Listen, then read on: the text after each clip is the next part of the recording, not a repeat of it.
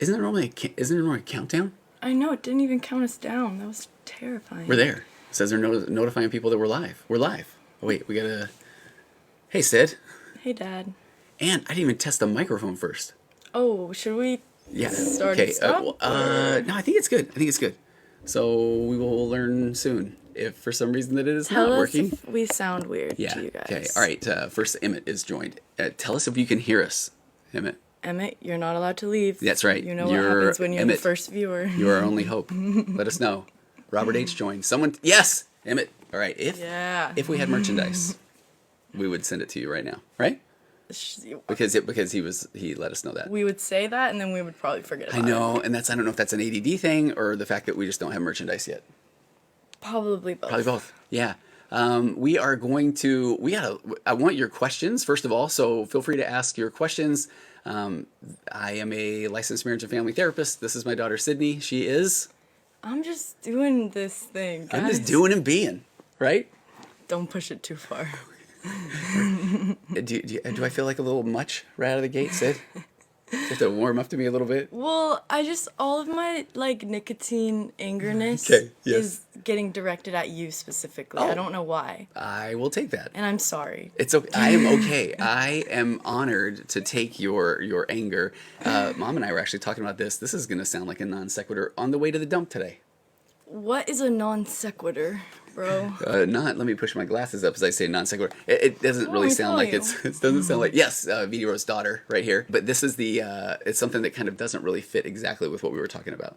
Okay. So here I am I'm about to tell you about differentiation while your mom and I were driving to the dump today. Mm-hmm. So, and I already forgot what it was that we were talking about. I forgot what we were talking about too, That makes it even easier. So here we are. We are, I said I'm a licensed marriage and family therapist. We talked about you. I said, am I a lot? Oh, you said you're taking stuff out on me. There it is. I found it. Oh, yeah. Yeah. So... I forgot I wanted nicotine for 30 seconds, and then I remembered again. Okay, and so then you were saying that you were sorry because you take things out on me, and sometimes the cliche is that we always hurt the ones that we love, right? Have you heard that one before, or is that an old man cliche? Sure. Okay. I don't know. And it's because typically the people that we love or supposedly love are the ones that are the closest ones within our vicinity. So they are the ones that we take things out on. And as the therapist, I'm supposed to tell people when their kids get really angry with them, just say, well, they feel safe. That's why they're doing that. So you're saying that I don't like you because I love you? That sounds manipulative. Oh, okay. That just broke my head there. You don't... Wait, say it again. I don't know. Okay. So, but the theory is that we in essence need another human being in our lives to interact with, to know we exist, if we want to get philosophical about it. So if you're having a rough time, then you need to be angry at something or someone, and I am the closest one. So I will take that. I will stand as a tribute. Does that make sense? I stand or whatever. Yeah, that's what I was trying to do too. I was ready for you. So we have a few questions here, and ask them. Please throw them in the comments. Is that the comments? That's the comments. That's what that is. Did someone say I'm lying? I wish I was lying. No, so it's Ty Mack. He said, how do I get over shame from allowing a girl to lie to me for months and becoming controlling to find out that she was lying? But I see if you just read that one only. And this is my daughter. So then, and okay, I love these questions, by the way. Remember all of these. Is there a certain timeline I should be done with therapy? I'm coming up on 6 months. And that's an amazing question because there are different types of therapy. And there are oh wait, what'd you do? Just keep going. Okay. And so there's different types of therapy, and I think some of them are more brief or solution focused, or they take not that they even take less time. I have very controversial thoughts on this. Are you ready? Should we start with that one and then we'll get to your nicotine? Yeah, and then how do I get over the shame from allowing a girl to lie to me for months? Okay. All right. And we got wonderful mom, Wendy Mann, we got business to do. Yep, we do. So the first one, let's just talk about how long. How long should one be in therapy? So the first answer to that is as long as it takes for one, which is the honest truth. And that sounds like I'm trying to get out of it. But when I was a brand new therapist, I was working at a place where they had a thing called brief solution focused therapy. And that's typically 6 to 8 sessions is what you're looking at, and you start with the cliched end in mind. So if somebody comes in and they say, I need to get over a breakup, then you say, okay, we're going to work on getting over the breakup. We've got 8 weeks to do it. Now let's work backwards on the steps that it takes to get over a breakup. But I personally feel like the longer that I've been a therapist, which is about 17, 18 years now, that trying to put my opinion on how long it should take for somebody else to heal or to get through something is I don't think that's fair to the person. Because if I were to tell you, okay, we have 8 sessions in order for you to fix yourself, and then you weren't fixed in 8 sessions, which might be 8 weeks. Then they feel like they're doing something wrong. Absolutely. Yeah, exactly. But I get it, because sometimes, I mean, there are things that are, there's cost involved. And I mean, sometimes people just don't have the means, the time. It doesn't fit in with their schedule. But in that brief solution focus, there's also a theory, though, where at least you're doing something. So if you're not doing anything at all, let's say that you do go through a really bad breakup and you're feeling really depressed. If you keep just ruminating and thinking and overthinking and worrying and trying to figure out what happened, and you're just doing that within your own head, then you tend to go to the negative, because our brain has a tendency to go toward worst case scenario. It's basically a survival mechanism is what it is. Because if we just dream of sunshine and rainbows and butterflies and unicorns all the time, then we are going to skip out in front of a moving bus and we might get hurt. So I mean, that's that thing where anxiety at its core is initially there to help, in a sense, because we're kind of on guard, trying to protect ourselves. And so if you go through if something happens to you traumatic, or you're feeling overly depressed or that type of thing, you are going to try to think and think and think. And when you're doing that, it's going to tend to go to the why did that happen? What did I do wrong? Why didn't they do this? And those aren't going to make us feel better. Yeah. I want you to jump in anytime now. I zoned out. Did you? That's what I was thinking. Sorry, So back to this person's honesty questions. here. I want the honesty. So what's really interesting is I really believe that people should have a pretty well-established relationship with a therapist, because one of the things that people struggle with is when they go to a new therapist, and they kind of have to go over their whole story again, and that's a lot. That can be scary, and if you don't really have a good relationship with a therapist. So if the person who asked that question, if you're at 6 months, it really depends on how do you feel. Do you feel like things are working or progressing, or do you feel like now you're going into each session and you feel like we're really not covering much ground? I'm just going over the same things, or we're really struggling to keep the conversation going. Then it's perfectly okay to take a little break too. And I don't think you can put a timer on anything. Yeah. Right? No, you really can't. It's like, unfortunately, if you go to therapy for one problem, by the time you fix it, there's gonna be 7 other problems in your life. But that's just life. Yeah, and I think that's actually the truth too. I find a lot of times that somebody comes in for a certain thing, and then this is my job, this is what I love to do, and then let's say they come in and they want to talk about a breakup, and then you start realizing, okay, what do you do with your discomfort? You feel uncomfortable about a breakup. What do you typically do? Well, I want to let them know how bad they hurt me. Okay, that might be the way that you deal with your discomfort, but then how do you feel after? Yeah, right. Okay, right. But how do you feel about that? Or some people want to withdraw completely. Or so then if we start saying, okay, so you just can't stand the fact that he got away with something, and you want to let him know.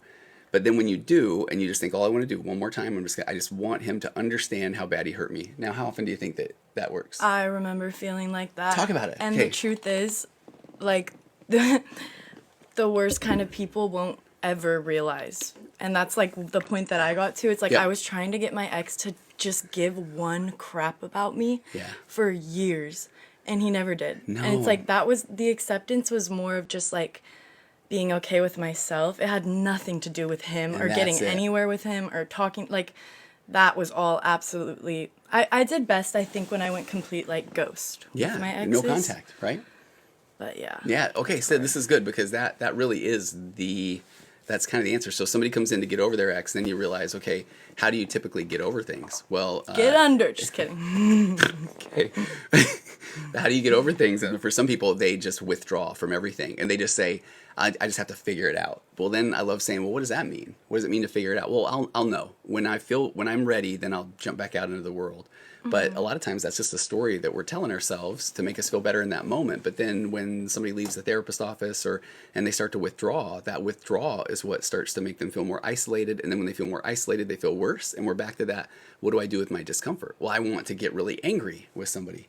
and I want to let them know that they really hurt my feelings or that sort of thing. And like you said, now I reach out to them again and they don't care, or they aren't giving you the satisfaction that you want. Or even worse, they give you one scrap of love that Man. actually doesn't mean anything, and then you're even further back into your hole of getting over them. Yeah, I looked at Which I haven't somebody done, said that actually. dude is still in her head though. I mean, that's exactly it too. Because Hey.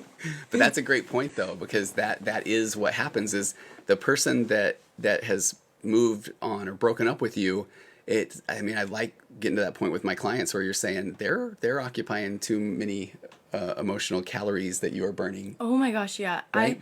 This is embarrassing to admit, but it took me longer to get over my ex than I was with him. Like, and I was with him for years. Yeah. And it took me like 3 years to get over him.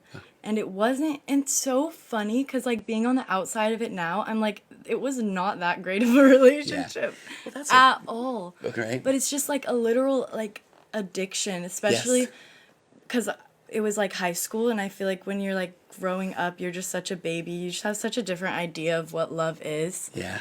And yeah, can I close the door? Yes. Yeah. You can. See you later, guys. We often say that you can have love or control in a relationship, not both. And too often our younger relationships are more about control, trying to control what the other person thinks and says and does. Oh yeah, 100%. Do you feel that? Yeah, I was a crazy girlfriend for a little bit. Yeah, but I mean, I know this is what everyone says, but I kind of feel like I was made to be crazy. Oh, for like sure. I don't think Not I like from your started dad, like right? that. No, Okay. I don't think. I am your dad. But yeah, I feel like when someone pushes your button so many times and all you want is for them to care about you, you will do crazy things. Yeah, exactly. Yeah. And and I think that one of the best things you can do is look at your relationship. Let's say that it didn't work out. It is everything is an opportunity to self-confront and grow. What can I learn? Okay, I can learn now that I don't want to be in a relationship where somebody is not curious about me, where they don't ask questions about me. What did you learn? I am like a 100,000,000% different person than I was like when I was in that relationship, and a lot of it is because I just like wanted like us to be in love, and I wanted it to be like so perfect, you know? Yeah.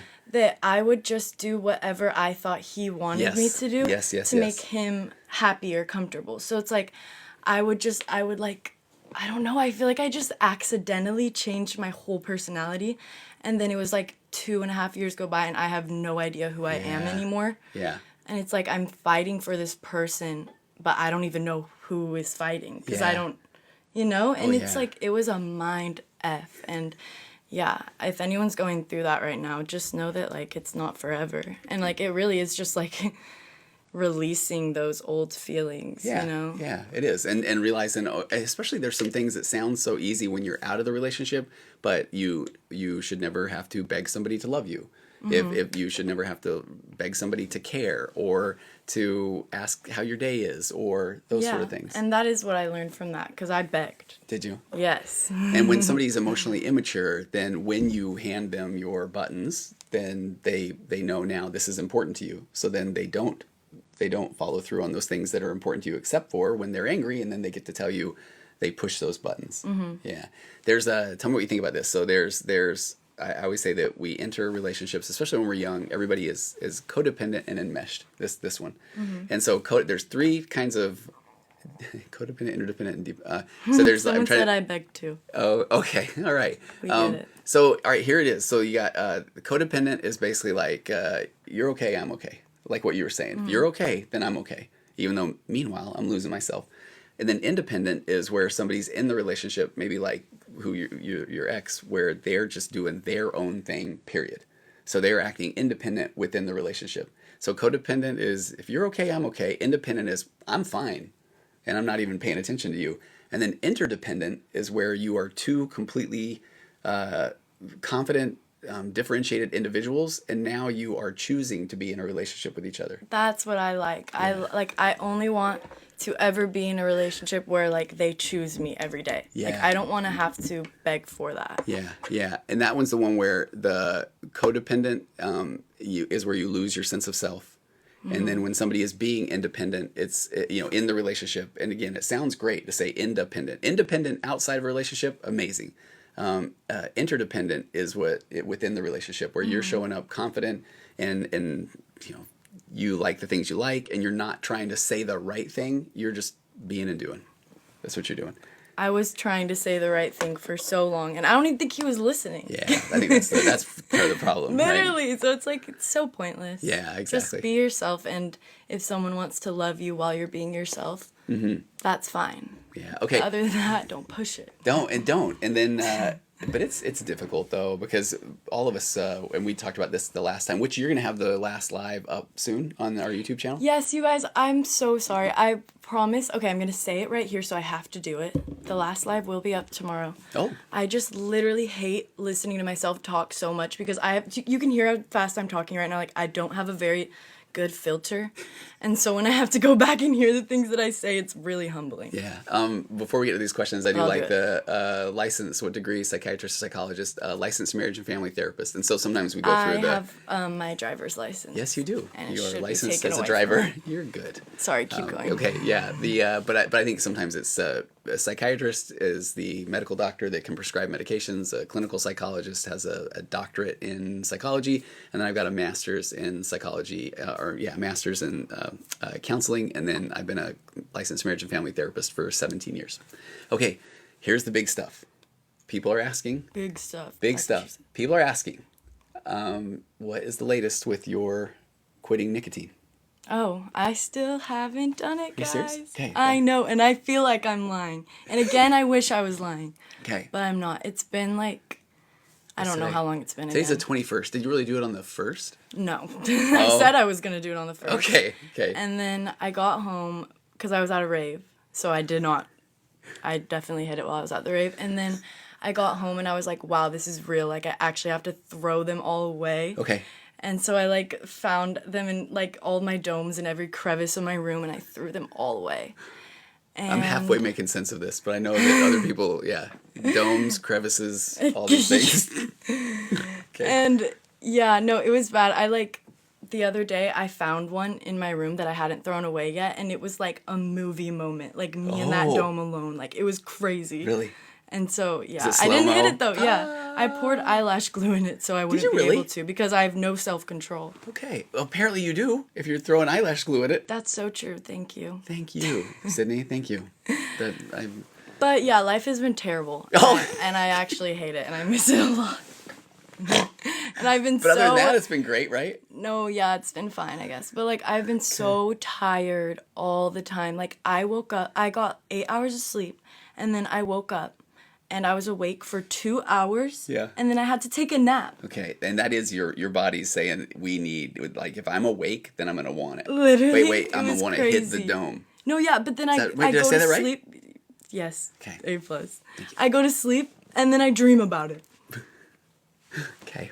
This is just crazy. Okay, there was on that note, because somebody just said Sydney Nicotine. Here's the one that I'm curious. There was a good question here that says, did Sydney think vaping helps with depression or anxiety? I think it did in the moment.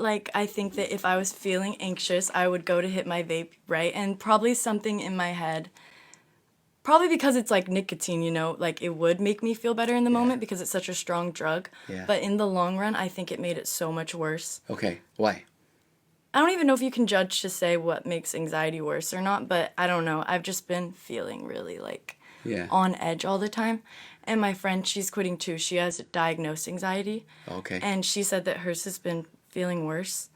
But I feel like it's just, I don't know. I've been reading up on it a lot. And tell me what you people find. say it's just the nicotine will do whatever to get you to try to hit it again. Yes. Yeah. And so I'm just hoping that once I get it out of my system completely, it will be better. Yeah, and it will, and I like that you're saying that because the brain wants what the brain wants. It's craving that dopamine dump or the euphoric chemicals, and so that's where I feel like it will try to talk you into anything, even the just one more time. This is the last time, or I'm thinking about it so much right now. I'm just going to do it to get rid of that discomfort or anxiety, and then I never will again. Have you gone through all of those?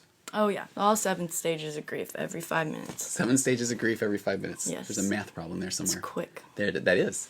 Okay, and then any other, at this point, Do you have moments where you do feel, you mentioned a couple times ago that you felt like your lung capacity had increased. Is that stuff still happening? I feel like this is so dumb, but I feel like I'm getting more like domed from quitting than I ever was when I was just hitting it all the time. Domed is like the head rush. And I feel like because like I was doing it for so long that it was just not even doing anything for me. It was not fun. It was just bad. Just doing. And it always is bad. Yeah. But like I've been getting a lot of real dopamine from quitting. I gotcha. Do you know what I'm saying? Yeah. Like seriously though, I feel like just knowing that I'm doing something good for myself has helped. There's a concept of it's people going on like a dopamine withdrawal or dopamine. What am I trying to say? Detox. That's the word. Yeah. And our brain's gonna create dopamine in a lot of different situations, but by staying away from those things that are designed to just give you the quick bump, though, do you feel like you're starting to you're feeling it more genuinely, more out in the wild, more organically? And sometimes. Okay, and I think it's important to know because I deal with a lot of people that struggle with addiction to a lot of different things, and it doesn't mean that it's going to be as big of a high when you're getting it out in the wild. And I think that's important to know. Do you know, maybe the example I'll give, we were going to have Coach Craig on here and we ran into some problems again trying to bring him on. But so I help a lot of people turn away from or helping them stop turning to unhealthy coping mechanisms, such as whether it's drinking, gambling. I think all of my coping mechanisms are unhealthy now that I think about it. Well, so when somebody starts to just, let's say that they're going to start like some value-based goal or value-based action. Instead, they're going to drop down and do some push-ups instead of doing whatever that addictive behavior was. It's not going to create as much of a euphoric rush. My gosh, I could tell you that. That's what I'm saying. When we were reading that document, there was like, go outside and smell the grass. Yeah. I'm like, no, I want to punch someone in the face right now. Yeah, which would actually provide a little bit of dopamine. Maybe. But I'm hoping that this won't be forever. Okay. No, and it won't. I kind of think it will be, though, honestly. That's also an acceptance that I've been having. It's acceptance. Like, I feel like I'm probably always going to want to hit a dome. Okay, so let's talk about that, though, because that's yet another story that your brain is trying to get you to hook to. And it's called cognitive fusion. If you fuse to the it might be this way forever story long enough, then at some point that might become too much. And then you're like, I'm just going to hit that dome. Okay. See what I'm saying? So even if I do believe that, perception is your reality. Yeah, so just I'll be just aware. Lie to myself. Well, okay, so now until it's real. That's how most of But no, because now we get into that world of acceptance, and what I love about the concept of acceptance, and we've talked about this, is that acceptance doesn't mean, I would say it doesn't mean apathy, but acceptance doesn't mean so it's just going to be this way forever. Really, we want to look at the concept of acceptance means to take it in without defense in its entirety. Because if I am accepting that I may feel this way for the rest of my life, the reality is then I'm not going to just continually be obsessed with that I'm feeling this way and I don't want to feel this way and what can I do to not feel this way? Remember this? Because I already know it's going to, it's acceptance because you already know it's going to be like that and then you're not always hoping for it to change. Yeah, so then you're in another moment, you're having an amazing time and then it's like all of a sudden it's like, oh, whoa, wait, I still feel like I want to now I feel silly, hit that dome. And then it's like, but that's there and then it's like, but now I'm back into the present moment. Because if, again, and I give this example often, and you go to scary movies, and I go to scary movies with you, and we go with the other kids and the family. I hate being That was scared. A crazy way to say we go to the movies. I know, ADD. So you go to the movies, and I go to movies, and we go to the movies together, and family it's goes scary. to the movies together. But if I was committed that I never wanted to be scared again, I could accomplish that for the most part, and I could never go to scary movies, but then I would never go with you guys and have a fun time. So if I accept the fact that I'm going to be scared, then it's like I will be scared, and I will go to the movies, and I'll have popcorn, and I will get to hang out with your amazing mom and my beautiful wife, and you guys, and I'll be scared, and I get really scared, right? I watch the movie like through my hat the whole time. You guys would never want to go to the movies. It's so bad. He's literally like this. And then and then he like blocks his eyes the whole time, and then he's like, "What happened? What happened? Tell me what happened." I do that. That is something I do. That's fair. But so that's what acceptance is. Or when people, if they're saying, I don't want to be anxious, like I can understand somebody saying, I don't want anxiety. And so then when they have, I'm going to avoid everything that would give me anxiety, then I'm going to miss a lot of opportunity in life. If I accept the fact that I will have anxiety, then I will get to do a lot of things. Oh yeah, and there's my anxiety as well. I love that concept, seriously. Like, I literally used that today while I was getting ready, because I'll just get like little spikes of anxiety all day. I don't really know, I don't think I have anxiety. Okay. But sometimes I'm like, oh, well, maybe I'd benefit from a little medication. But, I forgot. Oh, so yeah, no, just what you're saying, just acceptance. Because before I really understood my anxiety, it was always just whenever I would feel that anxious feeling, it would be, what can I do to make that feeling go away?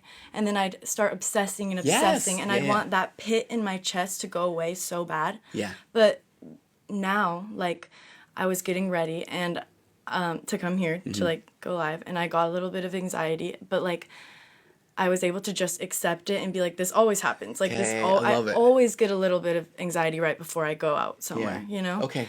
And so I'm just able to like feel it and not let it control me. And kind of remember when we like talked about the mindfulness video where The watching you're the cars on the supposed to, side of the road? Yeah. Yes. Talk about that. So like the cars are now my anxiety, and Yeah. I just try to like sit back and not let it control me, you know? Yeah. And just watch the cars going by. Yeah, and it's nice when anxiety isn't controlling your actions, because then you're not like having a panic attack. And if you do, then check this out. What a wonderful panic attack. It's probably not that point, though. If you're in the panic attack, at least you're closer to it being over. We should talk about that, though. We'll talk about that in a second. I want to go through a couple of the questions because there's some really good ones. Syd should be in charge. I absolutely agree. All right, guys. I'm in charge. Okay, Syd is now in charge. Somebody said love her. I think they meant Things him. are going to go different around here. You seem like the type of therapist where every session is life-changing. You sound amazing, whoever said that, because I love this stuff so much that then maybe somebody says, I'm so freaking proud of Syd. That's cool. I'm proud of you. Okay, very much so. Had to do a double take. His eyes are so gorgeous. Thank you. Actually says her eyes are so gorgeous. Okay, getting more dopamine from quitting, so well said. But what I really, I want to ask that one too. I love your hair, girl. I like that acceptance. And somebody said, there's an @ sign, but packs a day for 20 years, and I never think about it now. Whoa, that. Thank you. I Who said really that? needed to hear that. For real. Like, seriously. Yeah, thank you. I totally just like came to the full acceptance that I would just be like this forever. Okay. So, and that is the part where, and that's why I love it. Acceptance means I'm gonna accept it, take it in without defense, but I'm gonna keep doing and being and taking action on things that matter. And I feel like that's that concept of your implicit memory, or what it feels like to be you, is based on the slow residue of your lived experience. So the more that you are just doing, and that's why the more that you sit and worry and ruminate and don't do, then you feel more and more anxious, and then you got to go hit that dome. Dude, and it's like, no credit for that? Nicotine is like having a crappy boyfriend, because it's like you keep going back and you keep going back even though it makes you feel like crap every time. Okay.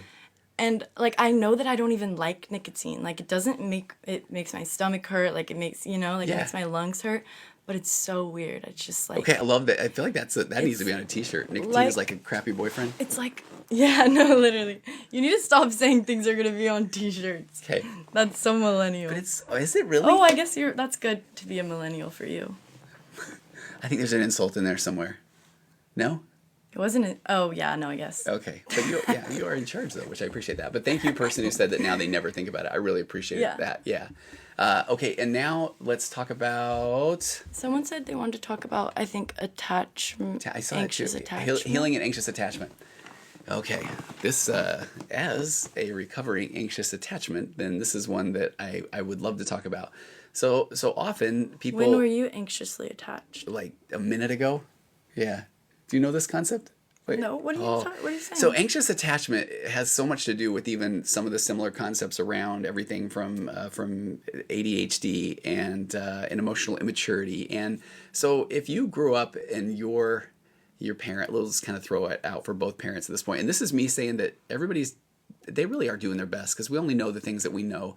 And we're just now starting to talk about mental health, especially for parents. And so and I don't believe most anyone was raised with a secure attachment to their parent. So what that means is if you were growing up in everything that you did, I'm not saying that you got a trophy for, but if the parent was saying, oh, tell me about that, what was that like for you, then you're going to start to feel pretty safe just being a kid. And because what we do as parents is we want to get rid of our own discomfort. Don't do that. Don't say it that way. Can you guys calm down? And we don't realize it at the time, but we are the ones that are trying to control our kids to make ourselves feel better. The big babies. The big baby, you mean the parents? Yeah, I can see that. And so then another concept there is that we want to help you guys learn all the right things. So then we are continually telling you, don't do that, or not that way, or they didn't mean it, or you need to calm down, and what we're telling you is, as you are just being and doing a kid, then we're saying, well, that's not the right way to do it. So then over time, a kid starts to feel like, I thought I was just being me, but apparently I'm not. So I'm going to internalize all my emotions and feelings. And from this day forward, I need somebody else to tell me that I'm okay. Mm-hmm. So then, and then there's a final little piece here that creates a nice anxious attachment. And that is where, when the kid goes to the parent and says, I need validation, or I need something. And if the parent is kind of wrapped in their own stuff, and then they're saying a lot of not right now. But then when the parent wants to feel like a good parent, and they say, oh, come give me a hug. And the kid's kind of like, I don't really feel like it right now, but okay. So then the kid grows up saying, no, all I want is for somebody to notice me and care about me. But they have no experience with that as a kid. Mm-hmm. So now they get in a relationship and they're just like, hey, I'm right here. So do you want to just adore me now? Because I think that'd be cool. Mm-hmm. But then if the person does start to focus on them, the anxious attachment, now it feels emotionally overwhelming. And so now they're either going to withdraw or disappear, or if they're in a relationship with somebody that is more avoidant attachment, then they're gonna just become annoying. And so that anxious attachment is saying, hey, are we good? And if the person says, sure, and then 5 minutes later, their partner isn't jumping up and down and saying, you're amazing, then they're like, are you sure we're good? Because I feel like something's wrong. Like, is that everything okay right now? And then again, if their partner isn't saying all the right things, then they start to get anxious. And so they need to get rid of their discomfort and know, we're good, right? We're good. We're okay. Mm-hmm. And their partner eventually learns that they just, okay. But they don't feel like safe enough that they can express themselves.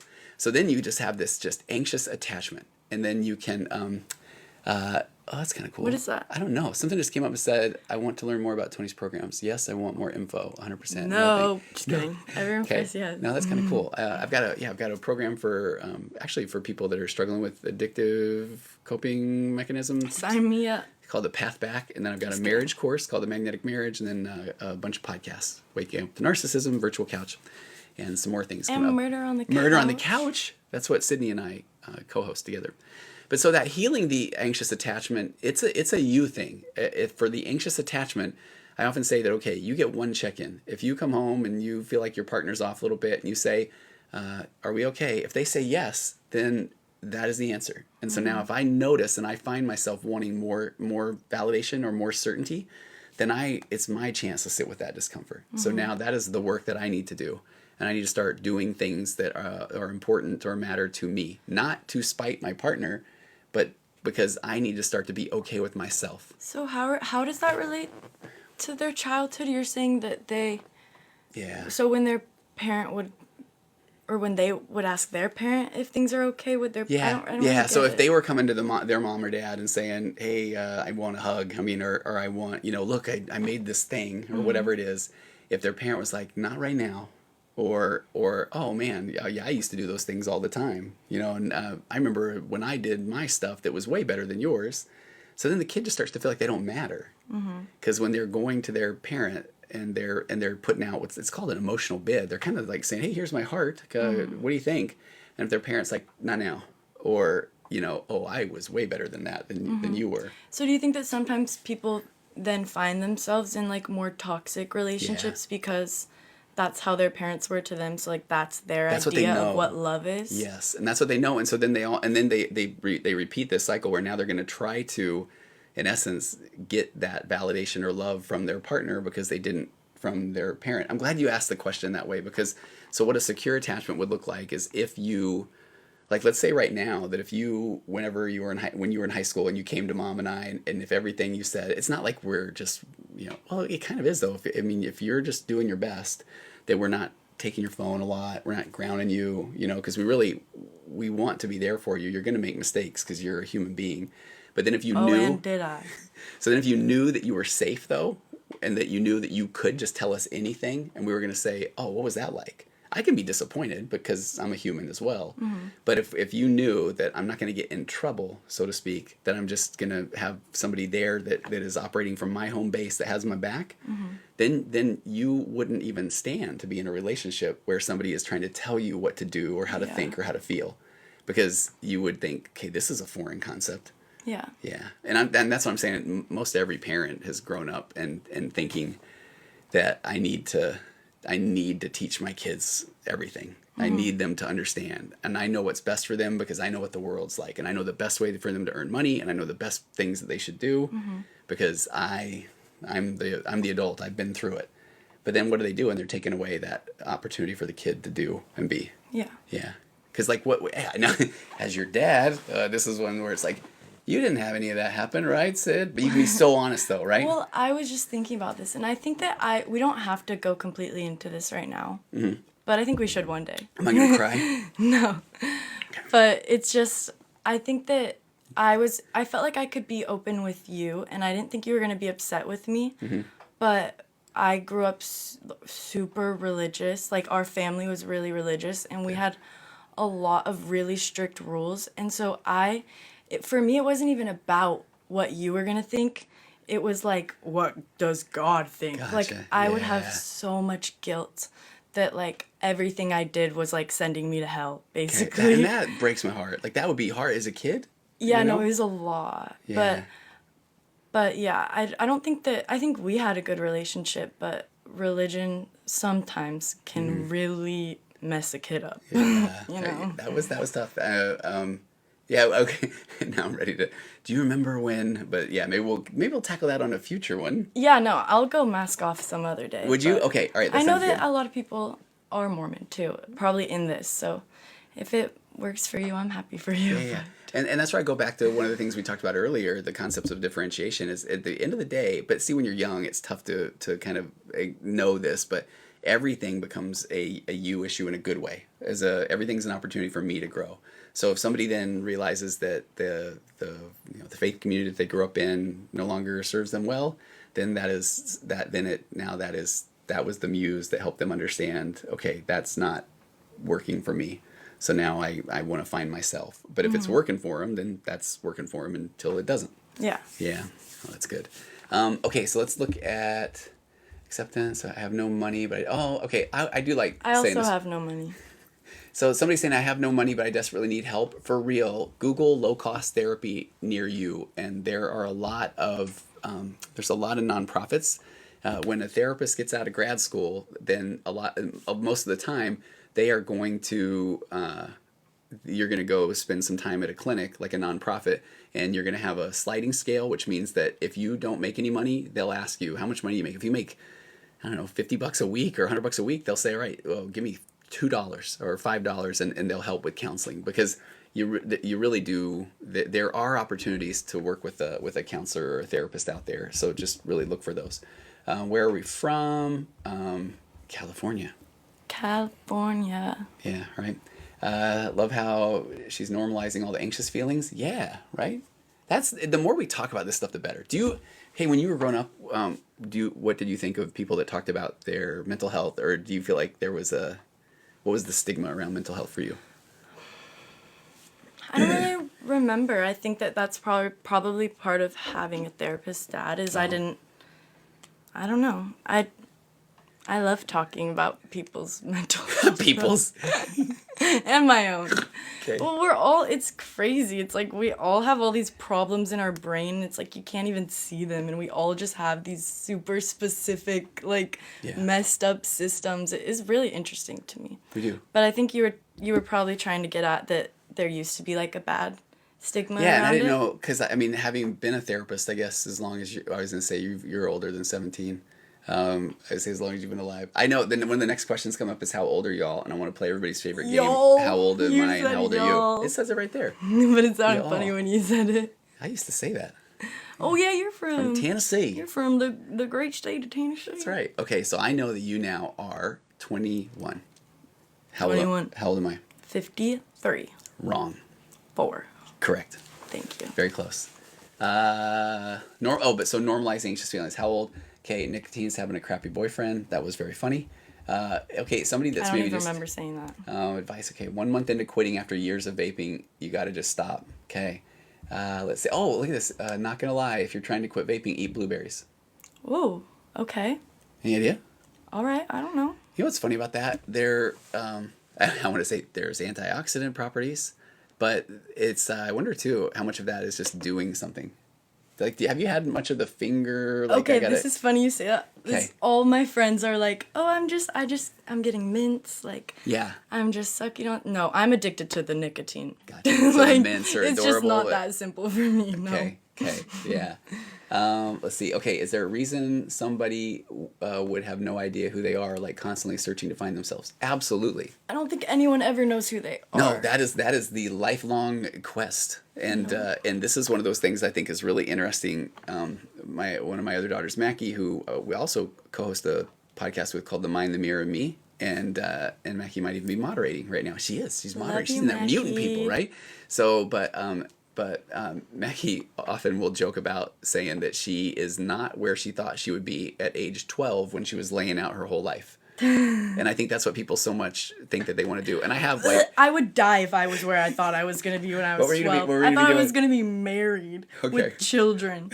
And that is in no way what I want to be doing right now. Okay. Yeah. Sorry, I don't know why I had such a visceral reaction. You did. We'll talk about that later. But it's interesting. I have like just some lighthearted theories where if somebody knows what they want to do at 15, 16, 17, that I wonder if it's more because when they have said that thing, then everyone has said, that's awesome. And they get the validation because everybody wants validation, especially when you're younger. So when somebody at 15 or 16 says, I want to be a doctor, everybody goes, oh my gosh, that is amazing. You will be such a good doctor. And then the parents sitting there thinking, cha-ching, maybe not. Probably. Because as a therapist, this worked with a lot of people that have very, very successful, very intense careers. Those careers they've been doing those for a very long time, and they often got into the career before they really understood who they were, what they wanted to be. But then by the time they're 30 or 35, they call them the golden handcuffs. Have you ever heard that phrase? Nope. It means that you're making an insane amount of money. You've got a whole bunch of debt. And so now if you want to just go teach middle school, but you're pulling down $500,000 a year as a corporate attorney, you can't. Oh. Yeah. So then you're trapped. That's one of the theories. This is why we hate America. I don't know what that means. I mean, just like in context, that's like, and then I did 10 years in a career I didn't care for, and so I do know that vibe. Yeah, you can sympathize with that feeling. Yeah, that was really tough. Mm-hmm. Okay, and so constantly searching to find themselves. Please continually search to find yourself. This is I was in the computer software industry, and then I even almost was going to be like a financial planner and some pharmaceutical sales rep, and then I went back to school to be a counselor, therapist, and now we podcast and write and speak. I mean, dude, keep doing. What were you going to say? I don't remember. Okay, you're 21. You got it all figured out? Nope. Okay. Well, I remember what I was going to say. I think that maybe, like, what was he saying? Like, trying to find yourself? Yeah, he says, is there a reason why somebody would have no idea who they are, like, constantly searching to find themselves? I feel like at the end of that road, like, the acceptance is just that we do not know who we are. Or do you know who you are? No, like, I don't at all. And that's what. But now it gets to a point where you actually that is a good thing, because if I am, there's two different vibes of it even, and this is where I start looking into the stuff like the concepts around energy and vibe, and because if it's like Syd, I don't know who I am, then that sounds like help. He's scared. Right? But instead it's like, oh, I don't. I mean, right now, I'm a therapist and I'm an author and a podcaster and a speaker and a dad and a husband and I'm digging it. Yeah, but then I don't know what's coming next. Yeah, and what if you want to do something different tomorrow? Yeah, exactly. So that one's kind of cool. So so please just know that, and this is where I often say that we're at this point A in our life. We think we have to know what Z is. I did. When I got out of college, I'm like, I will work in computer software and I will... whatever. I don't even remember now because it was so long ago. Mm-hmm. But really, you're going to go from point A to point B and B to C. So right now, you're helping. We're doing podcasts together and we're doing lives and you're doing editing. But who knows where you're going to go, right? I would like for you to stick around me the whole time and hang out with me. But I'm going to be the president. Okay, there you go. Of something. Just kidding. Right? I don't want to do that. Okay, somebody says, I want Syd as my therapist. You might be a therapist. Oh my gosh. Nothing good would happen. Let's be real. Syd. Somebody said, this is very helpful. Thank you. Okay, why do narcissist parents try to control children's careers? That is a wonderful question. Maybe because they didn't get to, live mm-hmm. their life, so they do it to their kids. I had a one of my friend's moms is like that. And okay, how so? crazy. Like, she'll just dictate everything, like, to, like, how her daughter, like, curls her hair and, like, what she wears. And, like, I can just see right through her. I'm like, you're just trying to live vicariously through your daughter. Yeah, yeah. And it's sad. Because, like, you need to be living your own life. Like, that girl is not you. Well, that's the stuff that creates that, again, that anxious attachment where if the adult kid thinks they're still going to disappoint their parent, that's rough. And then I like what you just said there, too. Where was it at? Why narcissists? Okay, because they didn't get to do it. I think that's one of the big reasons. So that living their life through their kid. I think with a true narcissistic parent, too, they like to be able to say, my kid is a fill in the blank, a doctor or a lawyer or whatever.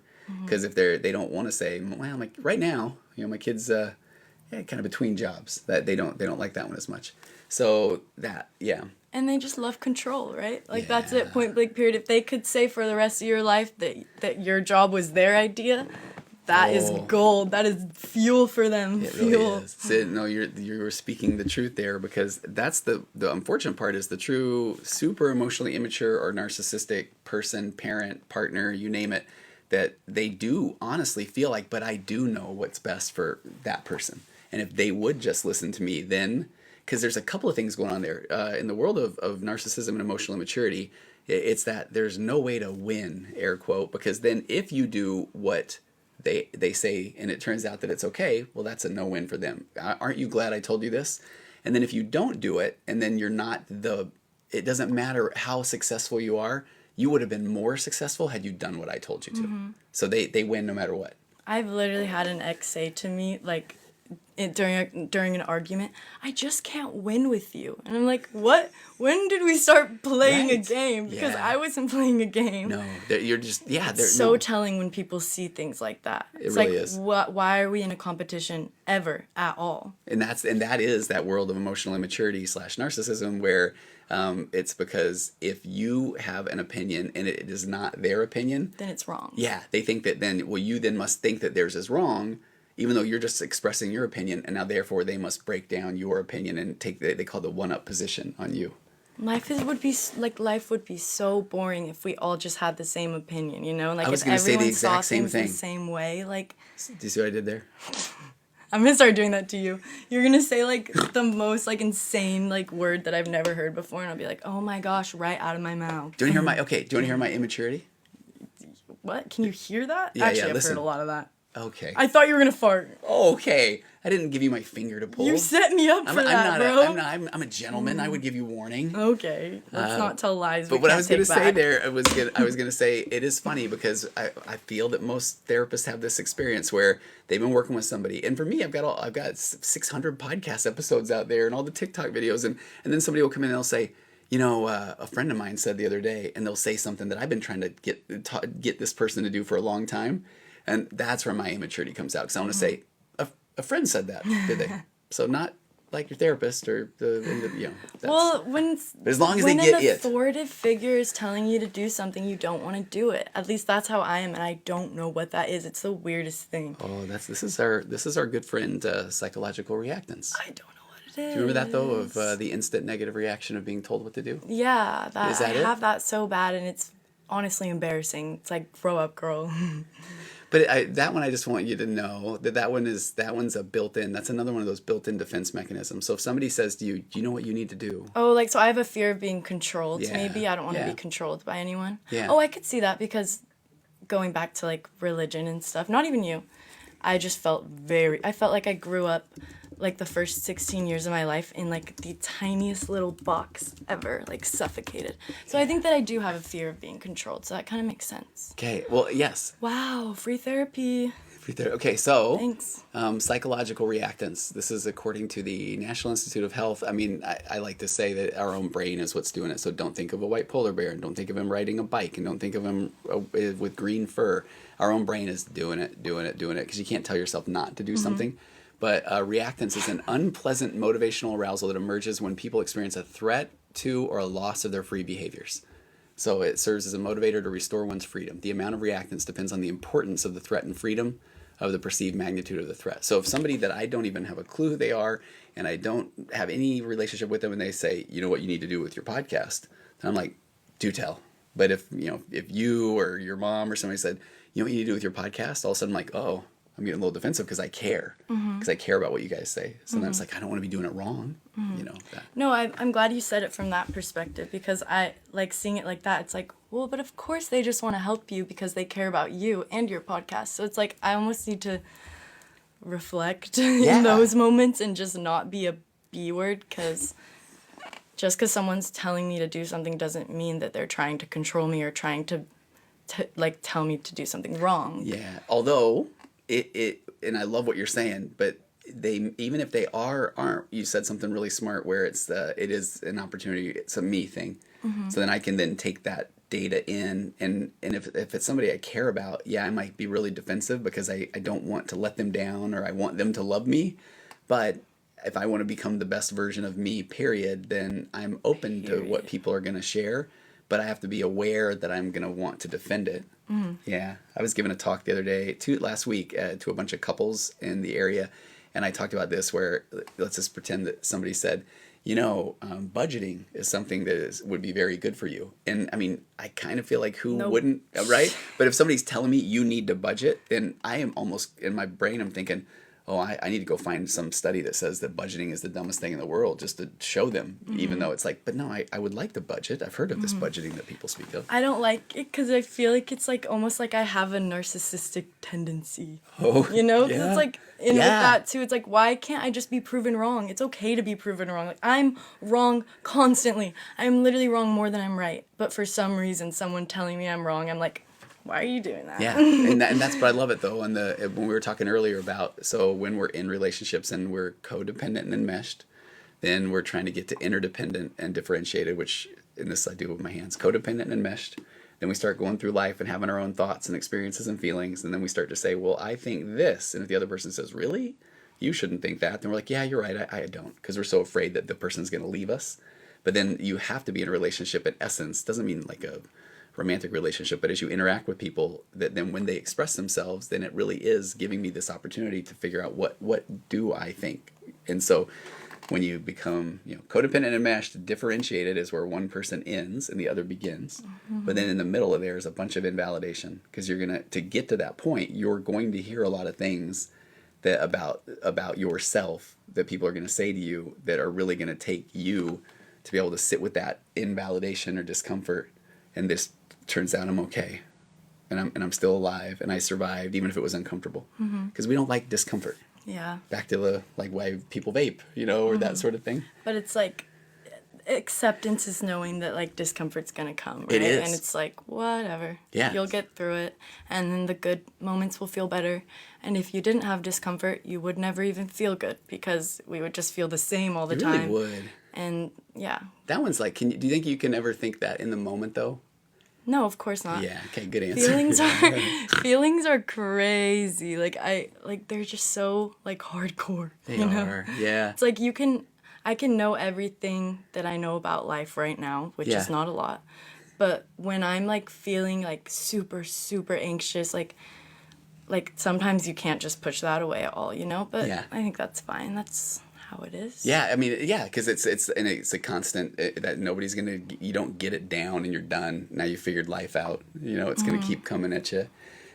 Somebody said she's beautiful. Somebody said that's you. Thanks. Somebody said I feel more educated listening to this conversation. That's crazy. You came out of a conversation with me and you feel more educated. Thank you. Coach Craig's in there doing some modding, and I really appreciate that too, if he's still on there. Oh, yeah, he made that poll, he said. Oh, he did? Okay, and Coach Craig and I talk weekly. My addiction recovery program is based off of, Coach Craig has a program called The Mindful Habit that, this is a really quick story, and we'll get him on very soon. But Coach Craig had the right tools about a decade ago in helping people overcome addictions, and so then I was fortunate enough to kind of partner up with him early, and he taught me a lot of things I really liked around getting rid of shame and just turning to better habits and not trying to beat yourself up.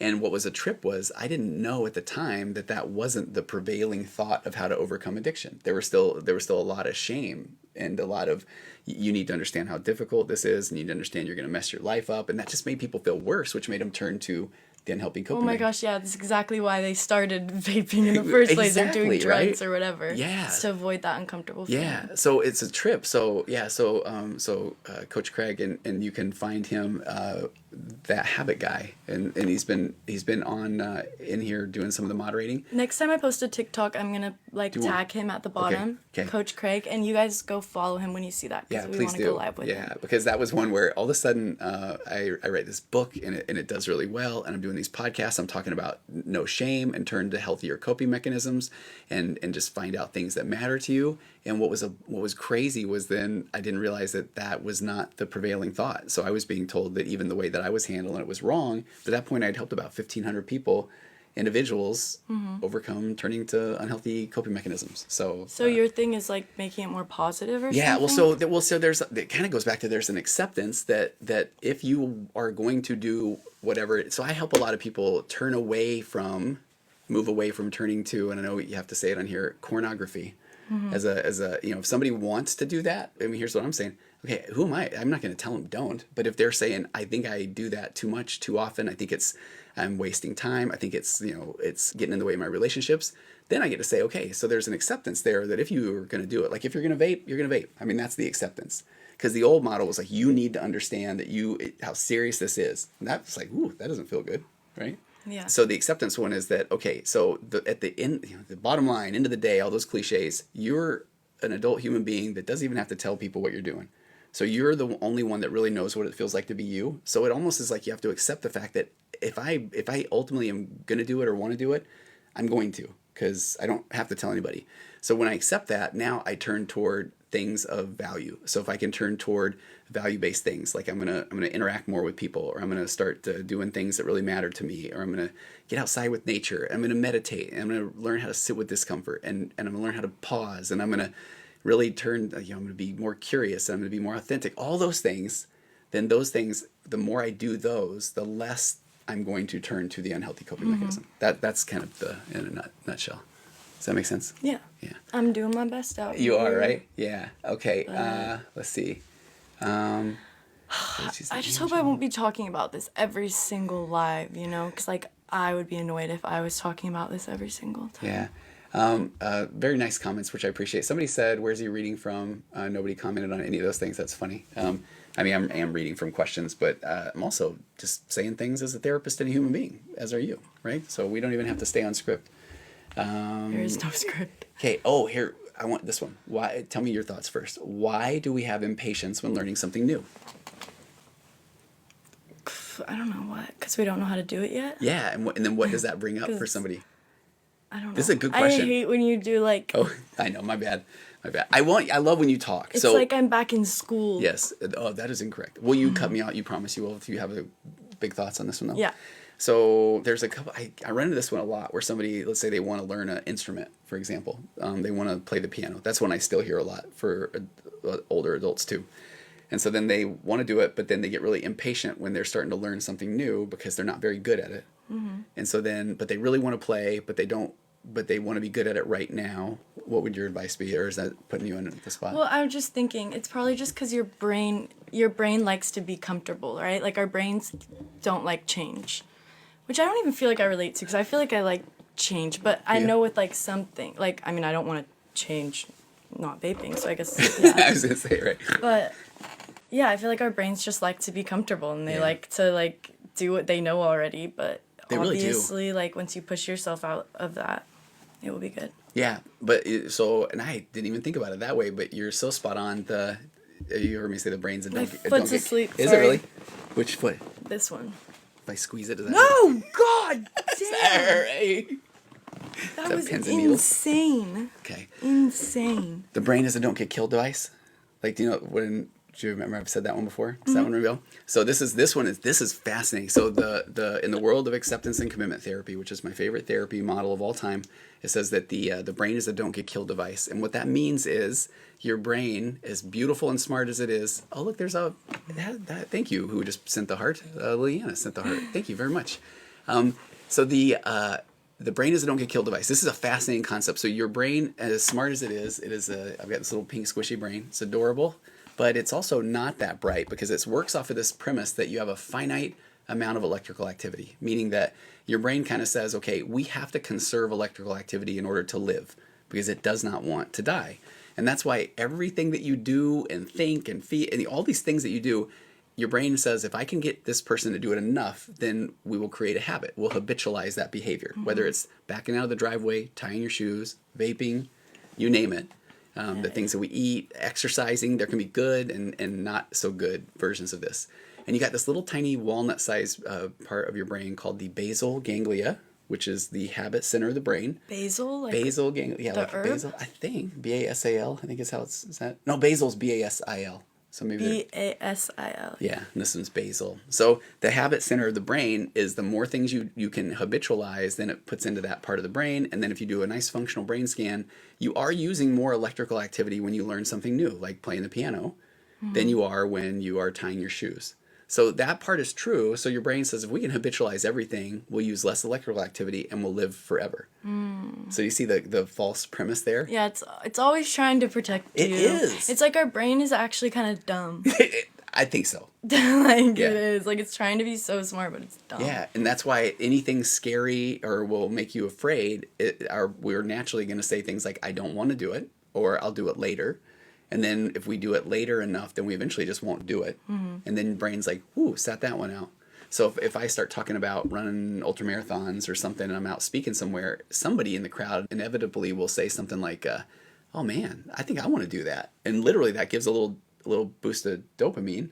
And then immediately, if you could listen to their internal monologue, then the brain's going to say, yeah, but I'm not even sure if I have the time, or I don't know, won't that mess up your knees? I don't even know when races are. And so your brain immediately says, that sounds exciting. And then it's like, but I don't know, slow down. Take a rest. Yeah, because that might take a lot of electrical activity. So when you start to do something new and it is going to be frustrating and difficult, then how often is your brain just going to say, this is ridiculous. I don't even want to do this. And so then this is that we were talking about acceptance earlier. If you accept the fact that I'm frustrated, or I notice that I am having a difficult time, then I can also continue to try to play the piano. And this is coming from somebody that tried for 20 years and eventually didn't do. Really? Yeah, did you know that? No. Yeah. Not my finest thing. You should try again. Well, now I have acceptance that I won't be spending the time to practice. I know I won't. And apparently you have to practice. I think so. Really? Yeah. I had no Yeah. idea. So then the second part of that, I think, when somebody says, yeah, why do we have impatience when learning something new? So then I think it's also then, and this is like the whole point of the piano, it also has to be something that actually matters to you. Because if you're trying to do something that you really don't care about, those yeah buts are going to be strong. Can you think it? Yeah. Oh my gosh, that was how I... Oh, here we go again. She's talking about vaping again. That's how I felt when I wanted to quit, though. Because I tried to quit for multiple years before this. Okay. And I was just always quitting for, like, someone else. Like, you know, like, not even for someone else. Like who? But just because I, I knew I wasn't supposed to be doing it. Okay. But it wasn't until I was ready to quit. Yeah. Like, once, I was, ready for myself and, I wanted the change, you know, it wasn't until then that I actually did it. Okay. And this is wisdom right here, Syd. Doesn't feel like wisdom. Okay, but I often say that you can never give the other person an aha moment or an epiphany, as much as we try. Because when somebody just says, you really need to stop, because if you don't, then this is going to happen or this is going to happen, that's where I think where that psychological reactance kicks in, right? Yeah, but then it probably was. Yeah, so how does... No, vaping's good for me. Right, or I think this. It's really easy for us to do the whole that'll never happen to me thing. Oh, yeah, totally. Yeah. Oh, my gosh. It's like, what is that word? Comparison is the thief of joy and recovery. Yeah. Oh, I didn't know that part. Okay. And recovery, because this is what I would always say. I'd be like, at least I'm not doing meth in an alleyway right now. I would always say that. I'm like, at least it could be so much worse. For sure, It could be so much worse. All I'm doing is vaping. It's not even bad. Yeah. Like, until you feel like your lungs are about to pop. Okay, but then it's like, well, at least I haven't been doing it for my whole life, or at least, it's funny you say that. So I've got a men's recovery group that we have a group call every week, and there's a guy that is there every week that spent a few years in prison, and he says that at least thing, that they do that there, and he's like, yeah, at least I'm not that guy, and he's like, and then he said one time he shared a cell with that guy, you know, that was like, it's kind of like, okay, it's like, yeah, well, at least you didn't murder someone. Like, come on, like, we can't be being like that. Right. Sydney, literally me. I was the one who's doing that. Okay, somebody said, can we get a recording of this live? Yes, we can. I'm going to have last week's up tomorrow, and then this one will be up hopefully like the next day. I feel like I've kind of been embarrassing myself in this one though, so it's gonna be rough for me to watch it back over, but I'll do it. Okay. I'll do it. And we have a list of questions, Oh, but right, sorry, on the Virtual Yes. Couch YouTube. Did I say that? Oh no, yeah. So That's where this yeah, will be re-uploaded. If you please go to the Virtual Couch YouTube channel and hit subscribe, that'd be nice. And the whole lives of it. I know, Sam. I was gonna say Smash that I was gonna say that. button. So now somebody said play rock paper scissors. Are you good at that? Go. Right. You See, do it 3 that's why I was times. curious. I knew. Okay, so which one are we doing then? 3. I did an axe. Okay. Hey. Okay, Victoria, 122 days sober today, clean off of pills and alcohol. Victoria, way to go. Like, if I could throw you one of those heart things, I would do it right now.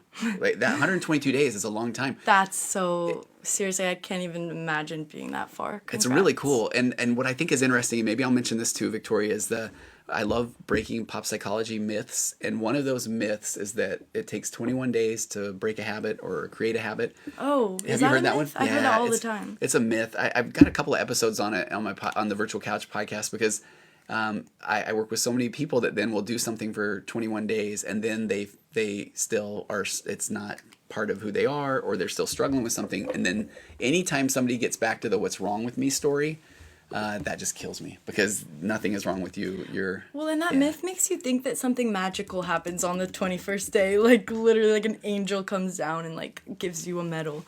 But I feel like it would be the thing where the 21st day comes and you feel exactly like you did before. Yeah, well, so there's and this is funny too, I just Googled it. I mean, I think I know this story well, but I'm even to the point now where sometimes I'm worried that I've got bits and pieces of this wrong. That's my whole life. Right? Okay, here it is. So most people believe habits are formed by completing a task for 21 days in a row. 21 days of task competition, then voila, the habit is formed. But unfortunately, this could not be further from the truth. And this is it. The 21-day myth began as a misinterpretation of Dr. Maxwell Maltz's work on self-image. Maltz did not find that 21 days formed a habit. People wanted it to be true so much, but the idea grew in popularity. Okay, this did not go into detail, and I'm going to own the fact that I could be missing some of this. My understanding was that this Maxwell Maltz was, I think a plastic surgeon that then had something to do with war, and then was serving his country, battlefield. People would lose a limb, for example. So then I thought that the research he did found that it took about 3 weeks for them to stop feeling the phantom pain of an arm. So then that was published, and then a psychologist went nuts and said, well, then it must take 3 weeks then for the brain to change. Oh, okay. Yeah, but then the article I just pulled up here said it actually takes 66 days, but there is so much research now done on habits, and it matters about the habit, the person's motivation, the person, what their support system's like, and then even in doing that, you have to be willing to accept that there might be a setback or two, that you're not going to be perfect. But if you're trying to create or break a habit that you really don't care about, this is why I like what you were saying earlier, that you have to want to do it. Yeah, and that's for hard. yourself. And that's like another thing too. It's like, it's kind of hard. You can't really beg someone to quit either. Yeah. Like you just have to be there for them. It's like kind of like what we said about the last live with that girl or with the mom who was like, I don't like my daughter's boyfriend, but like I don't want to tell her. Yeah. I feel like it is kind of something like that. It's like everyone just has to decide for themselves. They really do. Like, But I hear you. That's one of the hardest things to do, because we go back to it really is a me issue if I want my daughter to know that I don't like her boyfriend. Yeah. Wait, let me take back what I just said, though, Okay. too, because I always feel weird when I say that, because there is a line. Like, Talk about of course there's a line. Like, if someone is, Oh, like... yes, I like that. Yes, yeah. super addicted to drugs and it's harming them and you're worried for their life, Yeah. then of course... Then that's like the concept of an intervention. Yeah. Yeah. But you know what's wild, though, as a therapist who's done an intervention or two? Couldn't have gone well, did it? They're rough. I mean, they really are, because the person... I mean, but sometimes you also look at it like... It is sometimes about the people that are doing the intervention because they care. But that person, if they're not in a spot yet... And I've even talked with families before and after an intervention that have said, okay, but they'll own the fact that they wanted to know that they did all that they could do to at least let that person know, and then it's kind of, does that person respond? But what do you think? So they're doing it for their own discomfort. I mean, they kind of are, but like you said though, but if it's something that is, yeah, it's it's tough. situational for sure. Yeah. And I don't even know what I would do in that situation, especially when it's someone you love, right? Like everything changes. Yeah. But my biggest fear would be pushing someone away further, you know. Yeah. And this is the part where you can start to sound, it may sound judgmental as a therapist, but just you start to recognize that the wheels were in motion of a lot of things that are happening in someone's life, good or bad, a long time ago. And so when it gets to the point where now it's reached surface and then people are more aware of it, now all of a sudden people are really uncomfortable because now they know. But then, so that's where we sometimes immediately respond to get rid of our discomfort, or we want the best for that person, but it's the best to go in and try to be there for the person, be curious, or let the person know, man, I'm here, and tell me what's going on. And listen, don't tell. Yeah, that's what's hard. Yeah. And again, I know we've talked about this on previous lives as well, is that this is why talk therapy does work. I mean, people can say, I think it's a scam, whatever, that's fine.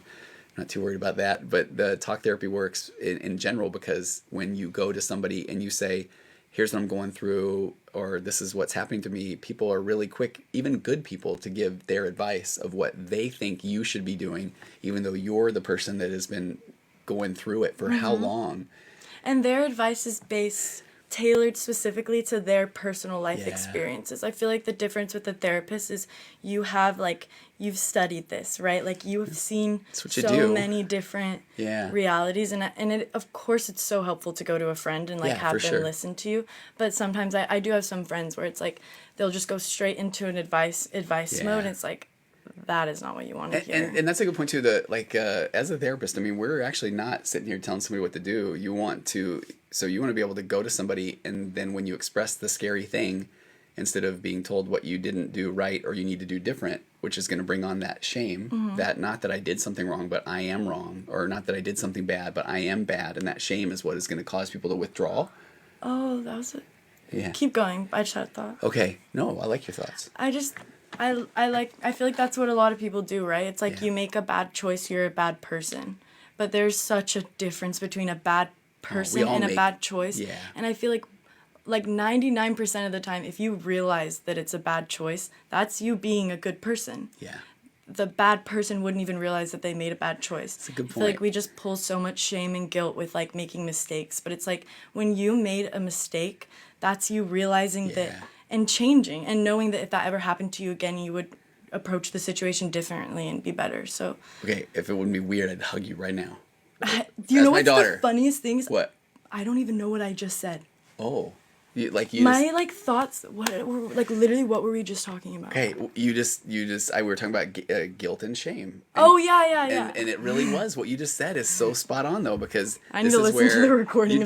Because this is where I know I say it all the time. You're just doing and being, and even the concept of being wrong is a thing that we learn in hindsight. Because if I just did it, then somebody's like, oh, I can't believe you did that. And then we're like, oh, did I do it wrong, or that's bad? But when you're just doing and being, this is the first time that you've ever been in this position in your life based on all the things that you're going through, and that's what you did. And it's like we think we did it because we're a bad person. Yeah. No, babe, you did that because probably your parents were a bad person, honestly. It has it seriously, though, like, it does have so much to do with, like, what's created your brain, you know? Yeah. Like, we're all just subject to our own experiences. Exactly. And, like, whatever that chemically does to our brain, you know? Yeah. I chased down, I felt like the origin of shame a long time ago on one of my podcasts, and I kind of feel like when you are growing up and you're a little kid, you don't know much at all, and I always say when you exit the womb, you're this little attachment-based needy creature that when you express yourself, you cry or you do whatever, somebody's right there to take care of you. So we're trained that when I express myself, then people take care of me. They meet my needs. But then the older you get, then it's kind of like it's a trip, because now that I can express myself literally and say words and things, all of a sudden I'm saying I want candy before dinner, I want to stay up all night, and now I'm being told no. Now when I was little, if I expressed myself, people jumped and told me how cute I was. A little baby can poop up its back, and people are like, oh my gosh, it's so adorable, good right? Job. You do that stuff when you're 30, hypothetically. people aren't very excited. You have something to tell us? I do not. No. But when you're starting to go through your adolescence and you're expressing yourself and people aren't meeting your needs, then as a kid you don't have, I mean, it's hard enough for people to have empathy for what other people are going through. But when you're a kid and you don't get a pony for your birthday and you live in an apartment, you're not thinking, oh, that doesn't make any sense, or my parents can't afford a pony. Yeah. Then you're thinking, they must not care about me. Yeah. So then that must mean that I am doing something wrong, or they would still be meeting my needs. Mm-hmm. So then that's like this genesis or origin story of man, something must be wrong with me. I must be a bad person because now I'm having a heck of a time getting my needs met now. Mm-hmm. So that's kind of where the belief is a little bit with that. I feel like that has to do with like the idea. This is so off of what you just said, but you know when people are like, everything happens for a reason. Everything happens for a reason. Like, oh, some things. No, I do not believe that at all. I think some things just happen because they freaking happen, and that it has nothing to do with you, no connection to you at all. And like that is something that we like do a lot when we're kids, right? Because the world is.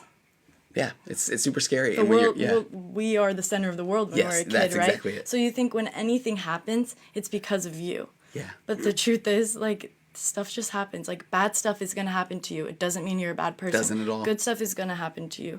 Hopefully you're a good person, but it doesn't mean that. Yeah. Like, it's no, just like so good, stuff Syd. just happens, and we're just here bouncing around. This is like almost we end it where this is the one where it's like we're just floating around on a speck of dust out in the universe. And nothing is real. You're not real. No one around you is real. Just kidding. No, but on that one though, it is interesting because we talked a lot today about how you want to get rid of your discomfort. So we're programmed to get rid of discomfort, alleviate discomfort.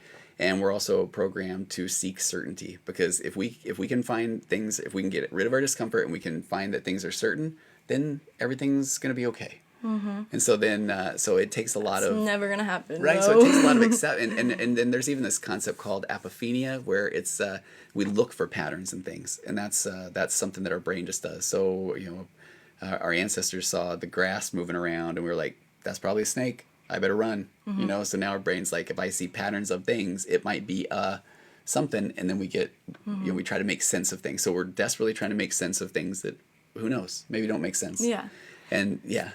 I hope people know I say that, like, I feel like I really am spiritual. Like, I do believe that, like, in signs and stuff, but I also very strongly believe that just happens. Well, and I appreciate, because I feel like once it's almost that thing where if there's an acceptance that things happen, then I'm no longer thinking what is wrong with me, or I did something wrong and that is why something happened, versus, oh, that happened and I can feel all the feelings. That can stink and I hate it and I'm sad. But now with that acceptance, now what do I do about it? And that's one of the great noble truths of Buddhism is life is suffering. And then the thought is that once you accept the fact that life is suffering, then you're no longer trying to argue about life is suffering. Then when you come upon a path and there's a mountain in front of you, instead of sitting there going, why is this mountain here? Was there a mountain where somebody else was? I didn't hear about them having a mountain. What am I supposed to do with this mountain? You're there and you're like, that is a mountain. Yeah. Am I going above it, or around it, or am I digging under it? I think that we came here to be uncomfortable. Yeah. Like, I fully believe that. I think we came here to That's how feel you learn. Freaking awful, Like, I think we did, and I think that the point of this is that we're not supposed to understand that right now. Yeah. Like, none of it is going to make sense because we created it that way. Yeah. There's a that's so good. There's a quote from a book that I take a little bit of it. It's from a guy named Brandon Sanderson, and he's just talking about at the end of the quote, he says, because if the terrible thing that happened is all your fault, then there's still the chance that you'll be able to stop future terrible things from happening. Sometimes blaming yourself feels better than admitting that the fate of the world might be out of your control. I think it makes sense now. Does it now? Me. Okay, what you just said. I do. I read this all the time. I dig it. So many times, and it's never made sense to me. Don't ask me to explain it, though. Oh, I was like, right? Don't. Well, it's like, instead of just acceptance that happened, and now what do I do with it? If I'm like, yeah, but what did I do to make it happen? Yeah. Then it's like, because if I can figure that out, then I might be able to control future things. Yeah. But no, it's going to happen. Things happen. It's just going to happen. Yeah. Okay, should we wrap things up? We've been an hour and 20 or so. Any more really important, super important questions? Somebody said, she's so smart. I don't really agree, but thank you. Oh, somebody said like a million times, is it weird that he said it would be weird to hug his daughter? Oh, they think that like I can't hug my daughter. It's weird that he said it would be weird to hug his daughter. I hug my daughter often, but I didn't want, I was like that, I'm also very humorous. And look at that, Syd. Their person's happy, right? Okay. Someone better send us money for that. That's right. Hit that subscribe button and all that kind of stuff. I mean, I can understand, but this is the thing where I think sometimes people just want to say, "Oh, there's a thing." No, yeah, totally. Right, and it does make me laugh because, yeah. Okay, say this one. Is therapy really confidential? I don't want to get investigated. And I really do get that question often. Is therapy really confidential? What did you do? I'm just kidding. But we have certain ethical guidelines, and you have the you have the ability to break confidentiality if somebody is a harm to self or others. On Murder on the Couch, we did the Tarasoff case. Remember that? Yeah. And but I get that, where things can be really, really difficult. If you are really going through something and you really need to talk to somebody, there are ways to be able to express yourself. If you're just telling a hypothetical story, or if you're sharing something that your cousin's going through, and I know that might sound like I'm not being ethical right now, but I just want you to get help. And a lot of times, if you have a good relationship with your therapist, you can start to ask around about things that you really want to open up. And a good therapist is going to say something like, hey, so, we're getting a little bit close to this area where like I would have this ability to break confidentiality. So I want to be aware. I want to let you know that. And the reason I say that is I've worked in situations, I've been in private practice for a long time now, so I'm my own boss, but I've worked in situations before where I'm in charge. Here. But there are some people, though, that I understand that. And I think what happens that gives this a bad name are there are people that they don't talk it through with their client. And so then they just, the lighthearted joke is that they just all of a sudden are, texting somebody, come get this person. Or Liliana, send your advice. Okay, what'd she say? She said, please don't end the live. I really need advice. Oh, okay. Which one is yours? We'll end it on yours, Bessie. Okay, there we go. All right, Liliana. Okay, find out what hers is. Okay. Is that her there? How do I deal with what I believe to be a mother-daughter mental abuse situation. I love her so much. Okay, man, this is the one where I want to say if it's the person that's in that situation, but they're saying they love their mom so much, but they're also being in this abusive situation, or are they saying, if they're saying that my friend is in that situation? Wait, yeah, are you the mom or the daughter, right? Is that what you would want to know? So, well, I'll address both real quick, right? So if it's your situation, it's me, she said. Oh, okay. So Syd and I have talked a little bit about the concept of a trauma bond, and that's unfortunate. So a lot of times, and it's unfortunate that a lot of parents create this relationship with their kids. A trauma bond is when it's this concept called intermittent reinforcement. So the person that gives you the punishment also gives you the reward. And we've talked about that is a form, it's a bit of an addiction, the way that works. Because then you're the person that just said you disappointed me, you want nothing more than to get rid of your discomfort by getting their approval. So that person holds all of the cards or the power in that scenario. So that is a situation where ideally it would be good to go talk to someone about that. And not just, and again, I like how you said earlier, it's great to have friends and people that are supportive, but this isn't where you just need somebody who doesn't really understand what it feels like to be in a trauma bonded situation, who's just telling you, look, you just need to tell her, because no, not in that scenario, because if you tell her, then she will then make you feel worse, and then you shut down, and then now you find yourself back to wanting her approval to make yourself feel better. So it really is like an addiction. And so one of the things when you're working with somebody that's dealing with a trauma bond is you have to figure out what it is that you are getting from that relationship. Yeah, right? I think take away her title of mom, if that's how we're approaching this. Yeah. And see if you would actually want to be friends with her just in regular day-to-day life. Like, literally, like, is this a healthy relationship? Or is it just a relationship that you think you need because it was your mom? Because obviously you grew up, you were a baby before you could even make decisions. She was feeding you, validating you, you know? And so, of course, you want to have a relationship with her. But I feel like, step back and is it really a good relationship? And if it is, then there's, like, steps you can take, I think. Yeah. But if she's just bringing you down all the time, you deserve so much better than that. Yeah, and I like that. And I'll kind of end this then with there's a concept about becoming more emotionally mature that's called whole object relations. And that means that you can our brain wants, again, it wants all or nothing, black or white thinking. So if this person does something, if I think, but I love her, so then therefore I must be all in on her. But the reality is you can still have love for someone, but also acknowledge or recognize the negative parts of the abuse. And that's the whole object. You see that person as an entire object, the good, the bad, the things that are frustrating and not. And so it's still okay to love what somebody has done for you in situations as you get help or exit the relationship. And I think one of the most difficult things is trying to just go to that person and explain it to them, because then you're actually handing them the right buttons to press. She said, "Thank you so much. I have so much feelings right now, and you guys unlocked an understanding for me." I think that's very important too, though. It's like her mom is gonna have. She has the manual of buttons to press. It's written in words, like she knows how to mess with you. She does. And she knows how to make you feel bad, probably. And it's probably just to make her feel better. Just please don't take anything she says seriously, and validate yourself, because you do not need validation from a crazy old lady if she's crazy and old. Yeah, but we appreciate the parts that she did to get, the good things that she has done, but just know that there isn't so many good things that outweigh the bad. I have 5 rules that I talk about on my Waking Up to Narcissism podcast when somebody's dealing with the emotionally immature or narcissistic person in their life. And I think these are important. The first one is raise your emotional baseline, which is self-care. Self-care is not selfish.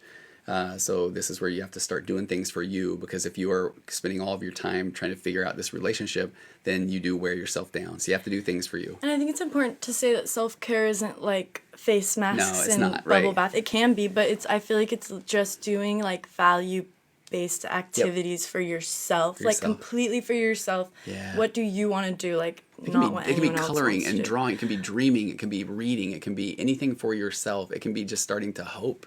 And then it is the I always say get your PhD in gaslighting. Really understand, and we covered that on the one that you're probably putting up tomorrow. We talked about gaslighting. Probably putting up tomorrow. You mean that? Yeah, you are putting up tomorrow. But gaslighting, because you're not crazy, even when somebody says, "Oh, I didn't say that," and then the third thing I say is get out of unproductive conversations, because now that you're becoming more aware, now that you know what you didn't know before. Get out of the unproductive conversation when you can, because those are the things that start to get you feeling more anxious and more overwhelmed. And then the fourth thing is learn to set boundaries. And we didn't even talk about this tonight. A boundary is a you thing. We confuse boundaries and ultimatums. An ultimatum is we say, you need to stop talking to me that way, which then they are like, I will talk however I want. But a boundary is that if you talk that way, I will exit. It's a you thing. We love boundaries. Yes, yeah. And then the last thing, though, that can be tough, especially with a parent, is that there's nothing that you will do that will cause that person to have the aha moment or the epiphany. So once you really some self-care, know that you're PhD in gaslighting, know you're not crazy, get out of unproductive conversations, because you'll get your amygdala hijacked. You'll get overwhelmed. You set boundaries and know that they're going to push your boundary. If you talk this way, I will leave, it doesn't mean they'll say, okay. But you have to follow through, and then know that then when you say, hey, but you really hurt my feelings, because you're trying to give them an aha moment or an epiphany, and that isn't going to help or work. And like you also say, I feel like if the conversation does just go to crap, sit back and eat your popcorn and laugh in their, don't literally laugh in their face, because that will probably fuel them, but laugh in your head. Yeah. So Syd's talking about a concept I talk about called popcorn moments. And it really is, if you don't engage when the emotionally immature narcissistic person is trying to get you to engage, just act as if you are sitting back, eating popcorn, watching the show. And they will start with you're wrong, you're crazy. And if you're just like, then it's going to go to act 2, which might be the comedy. I'm just kidding around. I don't really mean it. And you still don't engage, because they're looking for which one can get you. Then it might be the drama. Now they're in tears. I'm a horrible parent. I can't believe it. And they're almost like looking up at you. That one work? No? Okay, you just eat a little more popcorn. Usually it ends with the horror movie. This is ridiculous. I can't even believe that I'm having this conversation with my, whatever, daughter, son. And I can't believe you would treat me like this. Exactly. And you just have one more bite of popcorn, and then credits. End scene. And you're okay. And that is an incredibly validating moment where you realize that I actually didn't say anything, and they just did a million different things to try to get me to engage. And that's when you know that, this is not a me thing. That's a them thing. I didn't think about that part. It's wild. Yeah. Because that's not normal human behavior. No, it's so not normal. It's not normal for somebody to say, we're kidding. Did that one work? No. I'm angry. How about that one? No. Okay, I'm really sad because they're trying to see which one will get you to engage. I've seen this happen. Have you? Okay. Yes. Not like with your dad or anything. No. Okay. I would love to say who it was, but I probably shouldn't. Okay. But okay, I love that you're having this moment. So, and that is, they want to see, if you don't engage, then they're left hanging out in the open, kind of looking silly. Mm-hmm. Yeah. So that's why you can become differentiated. You can learn to grow in any situation. Now, we talked earlier, not in a physical abusive situation. You need to get out. But I know that it's not that easy as well. I know it's not. And emotional abuse is really tough because that isn't something that people around you are going to say, well, yeah, but at least they provide a home. Well, at least they're not hitting you, or at least, that whole thing. I feel like emotional abuse is like normalized. Like it's too for normalized. like raising kids and stuff too. Like everyone goes through that by now. Yeah. So, okay. So it was Liliana. So anyways, I hope that helps. Life sucks. Yeah. Bye, guys. That's how you're going to go. Except for when it's awesome. Okay. We'll see you next time, everybody. Go watch the stuff on YouTube. Go watch YouTube. And stay tuned because I'll get the other one up tomorrow. Yeah. Oh, and if you're still here, then subscribe because we have special bonus things for subscription people. Tony wants you to smash that subscribe. Say it, Tony. What do I say? Smash that subscribe button. Smash that subscribe button right now. All right. Let me tell you something. Does that sound real? Oh my gosh. You're going to make fun of that when you edit it, aren't you? Yeah. Okay. All right. Yeah. Thanks, Syd. This is a rough one. It was a great one. This is a great one. How dare you? All right, You guys give me are 5 minutes to find great. the button here. Hold on now. There it is. Thanks, everybody. See you on the flip side. Oh, I regret that. That was so